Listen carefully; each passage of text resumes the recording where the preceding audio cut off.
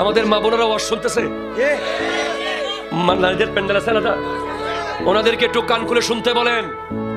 ওনারা তো তালা বাবা, জোলা বাবা, নলা বাবা, বাঁশ বাবা, রশি বাবা, বালু বাবা, কাদা বাবা, সিগারেট বাবা, আবুল বাবা, বিড়ি বাবা,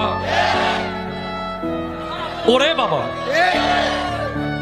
স্বামী একটু ভালো করে কথা না বললে আল্লাহ শেষ করে দিচ্ছে, আমার স্বামীর তাবিজ করে দিচ্ছে।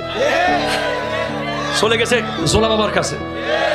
জোলা বাবা কয় তোর ভালো মতো পাইছি, ক্ষয় করে স্বর্ণ কি আছে লই আয়।